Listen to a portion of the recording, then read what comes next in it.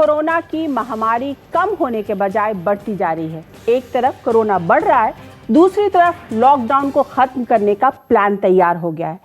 केंद्र ने एक तरह से सारी जिम्मेदारी राज्य और स्थानीय प्रशासन पर डाल दी है। ऐसे माहौल में आज मेरे साथ राजस्थान के मुख्यमंत्री अशोक गहलोत हैं।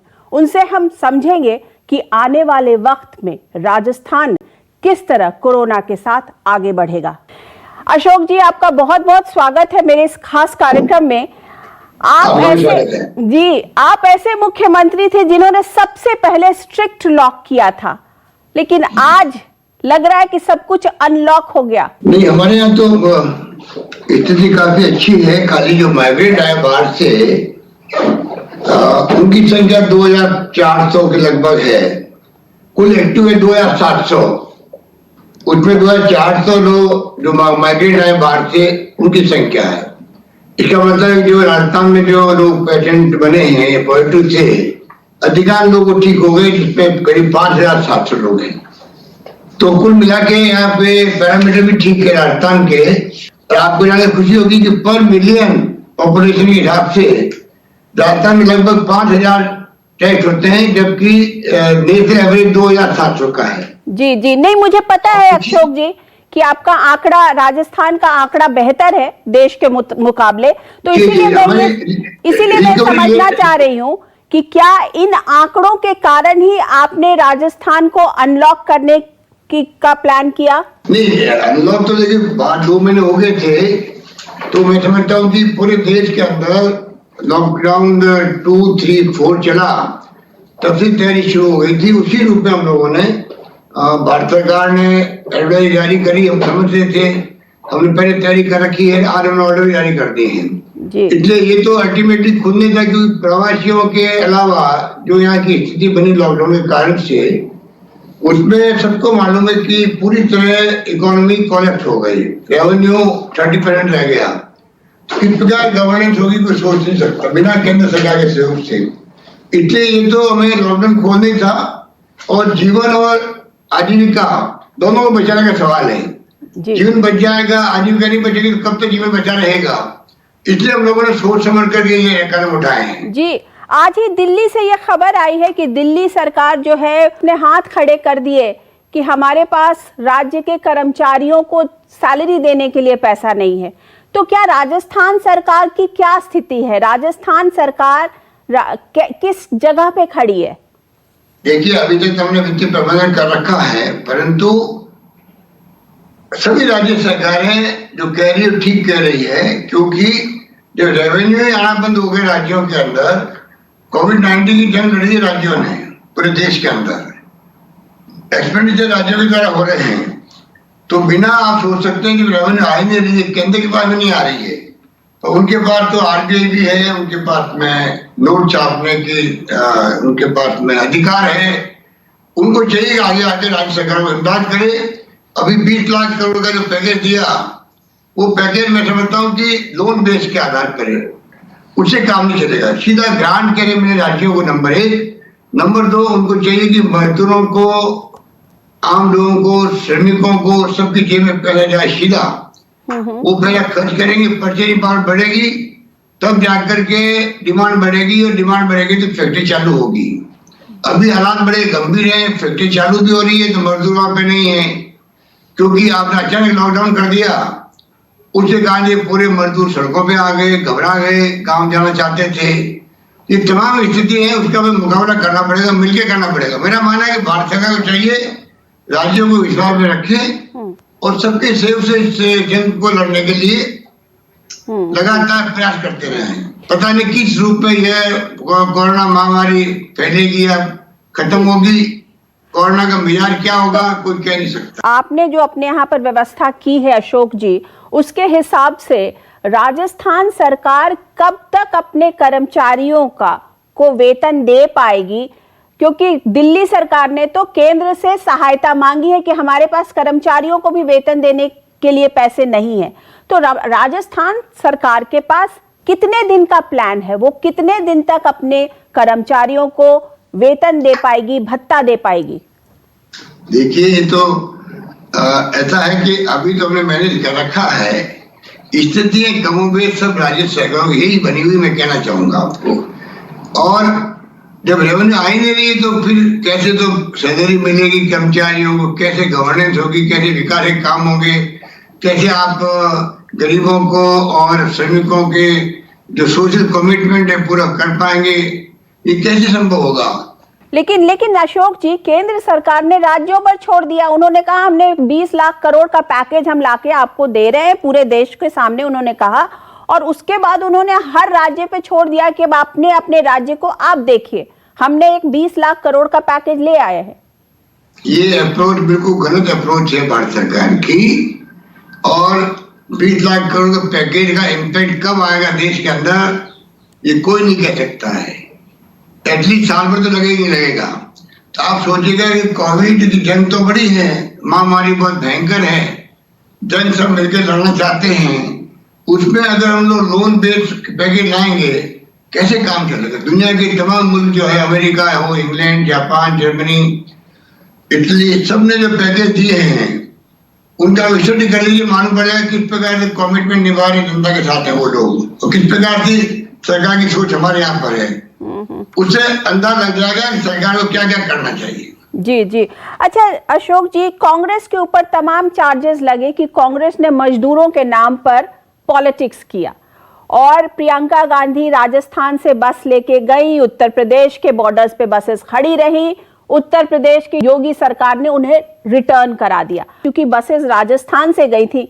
आप लोगों के ऊपर आरोप लगे, तो आपको नहीं लगता कि उस वक्त में जो है, उस समय पॉलिटिक्स करने का वक्त नहीं था, उस समय पॉलिटिक्स से परे हटके मजदूरों को हेल्प करने का वक्त था? वही तो किया, मजदूरों के हित के अंदर राहुल गांधी खुद गए, सड़कों पे गए। प्रियंका जी ने ऑफर की, जैसे नोएडा के अंदर गाजीपुर में जो स्थिति बन गई थी, उन्होंने कहा हम भी हमारी पार्टी की तरफ से कुछ इमदाद कर दे बसों की आपको।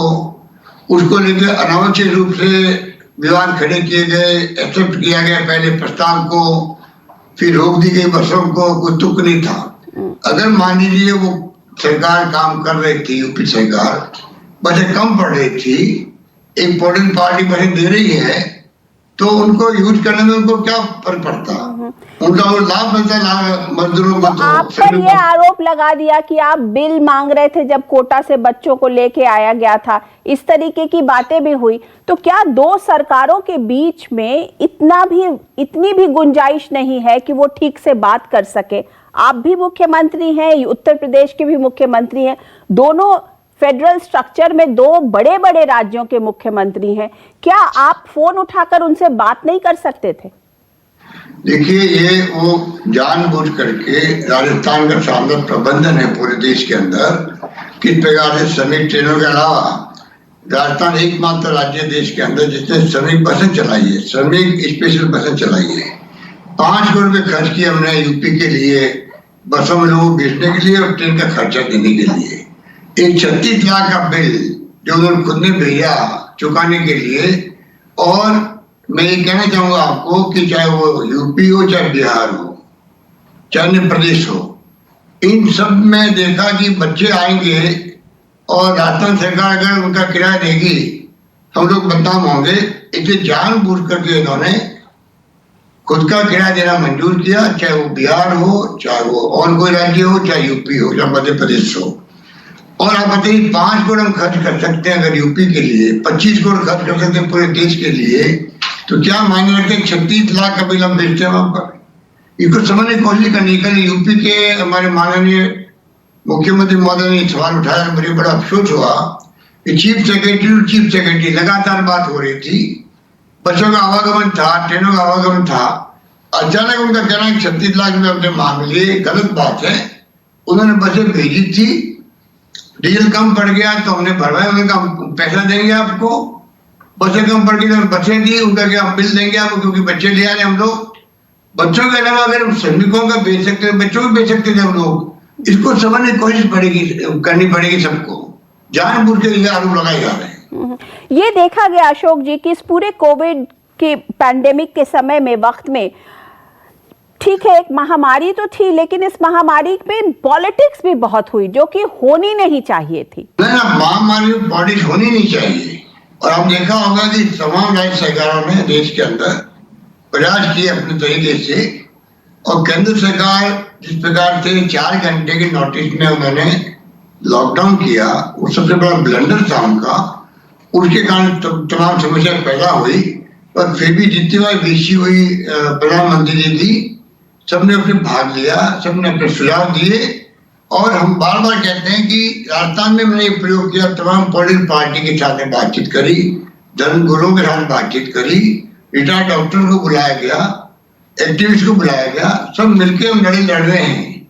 उसके बाद में जानबूझ करके ये लोग जानबूझ करके ऐसा माहौल बना रहे हैं, क्योंकि ये इनकी टॉलरेंस पावर में है ही नहीं। ये लोग लोकतंत्र में लेकिन कभी रहा नहीं है, सत्ता में आगे धर्म के नाम पर ये लोग फासिस्टी सोच इन लोगों की है।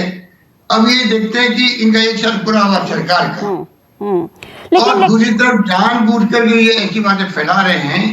हम बार बार कहते हैं, सोनिया गांधी जी जो हमारी कांग्रेस प्रेसिडेंट लिख के दिया प्रधानमंत्री जी को कि पूरी पार्टी आपके साथ खड़ी मिलेगी आपको। मैं इनसे पूछना चाहूंगा कि अगर कोई चुनाव देती पॉलिटिकल पार्टी है तो उसको वेलकम करो, आप उनको स्वीकार करो नहीं करो आपकी मर्जी, आप सत्ता में हैं। तमाम उतारेंगे, अपने मंत्रियों को उतारेंगे, उल्टी का टिप्पणियां करेंगे कांग्रेस पर, नेताओं पर। आप देखते हैं मीडिया के अंदर आती रहती है, बहुत अनफॉर्चुनेट है ये। तो आज क्या हो गया कि पीयूष गोयल रेल मंत्री से आप इस्तीफा मांग रहे हैं? हमने इस्तीफा नहीं मांगा, हमने इतना अच्छा सुझाव दिया है जिससे कि उनको भी फायदा हो, देश को भी फायदा हो। अगर रेलगाड़ियां रास्ता भूल रही अपना, 40 रेलगाड़ियां रास्ता भूल गई देश के अंदर, राहुल किला चली गई आना तक बिहार के अंदर, जहां तक बिहार में रास्ता नागौर से चली गई, मालदा चली गई कलकत्ता के अंदर। 40 रेलगाड़ियां का रास्ता भूल गया है। श्रमिकों ने पैसा मांगे रेलवे मंत्रालय, जब दुखी सभी पहले से ही है। क्या क्या नहीं हुआ, कितने लोग मारे गए प्लेटफॉर्म पर, रास्ते में। आप ये कह रहे हैं 80 लोग मरना किसे कहते हैं? इसलिए मैंने कहा लिएगा प्रधानमंत्री जी, मैंने कहा अच्छा होगा इनको आप विदाउट पोर्टफोलियो मंत्री रखे। मैंने नहीं कहा इस्तीफा दे मंत्रिमंडल से, मैंने कहा वो इनको विदाउट पोर्टफोलियो रखें, और इनकी एक्सपर्टाइज है चंदा मांगने में इंडस्ट्री से, वो जारी रखे बीजेपी के लिए, ये मैंने कहा था। तो विदाउट पोर्टफोलियो चंदा मांगने का मंत्री रहे, ये क्या मतलब है? मतलब आप भी तो छोटी पॉलिटिक्स ही इसमें कर रहे हैं ना? ये पॉलिटिक्स नहीं है, ये मेरा सुझाव है, माने नहीं माने प्रधानमंत्री के ऊपर है। जो हालात रेलवे की बना दी रेलवे बोर्ड ने, ऐसा आज तक कभी नहीं हुआ।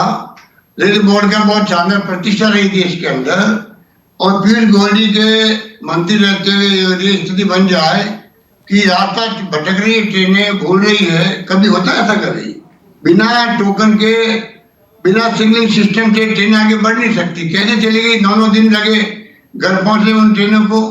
अगर ऐसी स्थिति है तो हम क्या करेंगे? अगर ये लोग होते अभी इतना बड़ा तमाशा करते रेल मंत्री इतने में मांगते तो हमने कहा भाई आप लोग इतने प्यारे हैं, पीयूष गोयल जी नाम इनको मंत्री रखो, हमें इतराज नहीं है। तो देश क्यों भुगते रेल मंत्रालय के माध्यम से? उनको भी तकलीफ हो मंत्रियों को। अच्छा अशोक जी, एक बात बताइए, जो इतने सारे मजदूर जो थे उन्होंने माइग्रेशन किया, वो बाहर निकल गए, तो राजस्थान के अंदर जो बिहार, यूपी, बंगाल के मजदूर थे, आप उनको रोक तो सकते थे।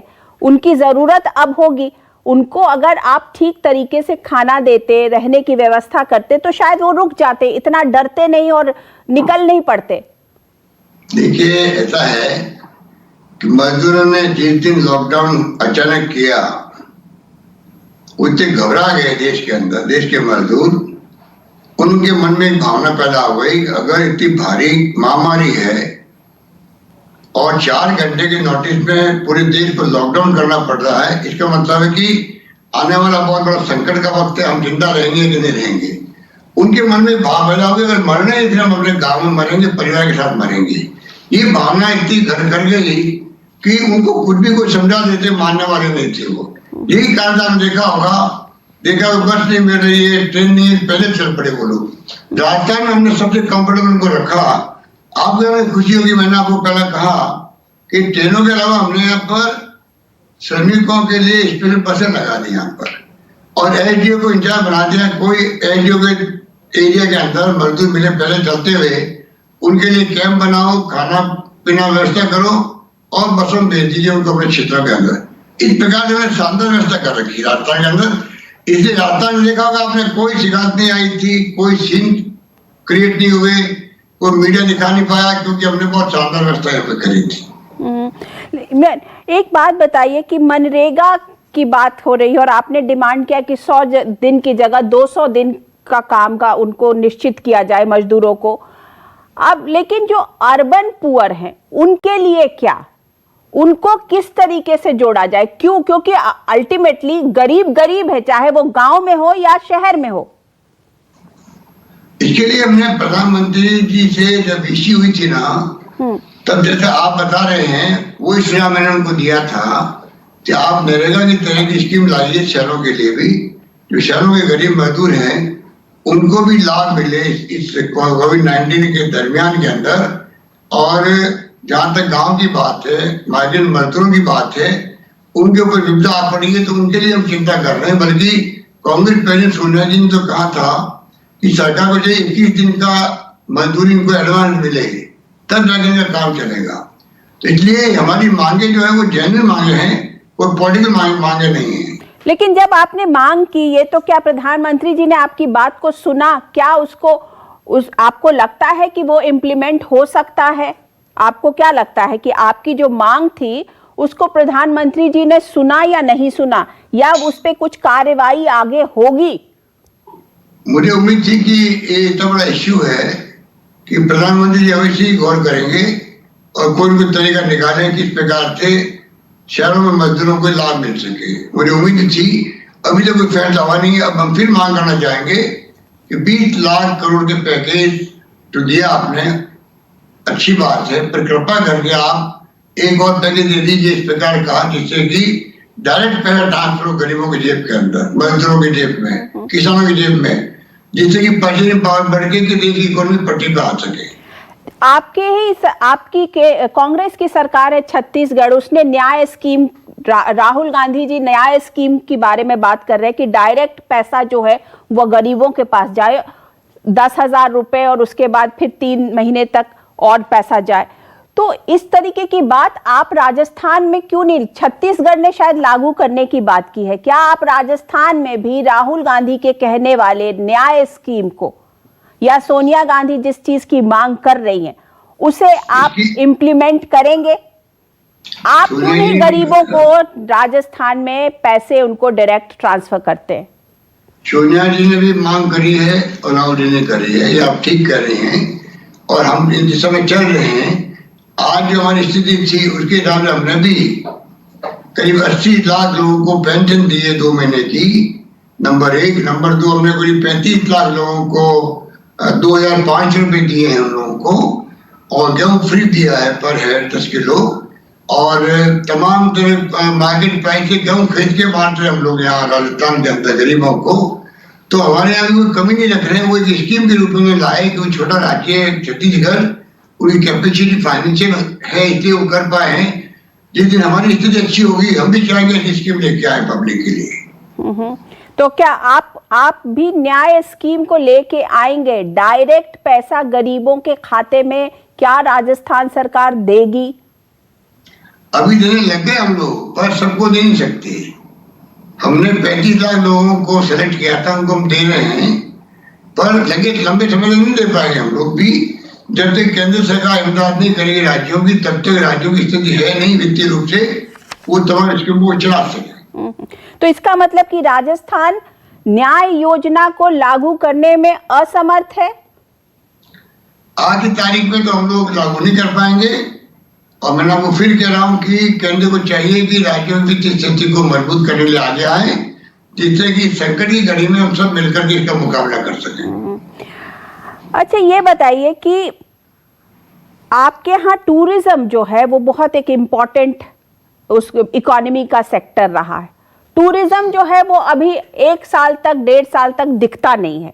तो आपके पास क्या प्लान है? आप कैसे अपने यहाँ के राजस्व को, अगर लॉकडाउन खुल भी गया तो आपकी राजस्थान की इकोनॉमिक सिचुएशन को आप कैसे बेहतर बनाएंगे? आपके पास क्या ब्लूप्रिंट है? Because tourism is not going to work.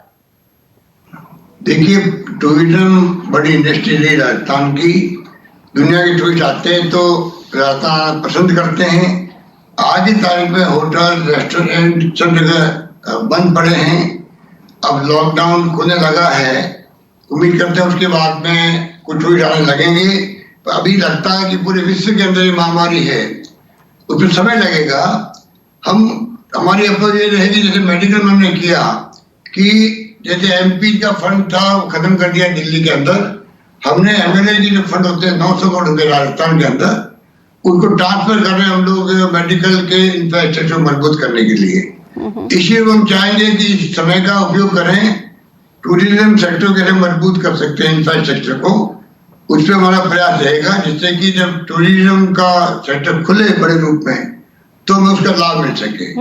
अभी हमने इंडस्ट्री को, रेस्टोरेंट को कुछ छूट दी है जिससे कि वो सर्वाइव कर सके। जी, एक बात बताइए कि धार्मिक स्थल राजस्थान में कब खुलेंगे और होटल्स, बड़े होटल्स कब खुलेंगे, कैसे, क्या प्लान है आपके पास?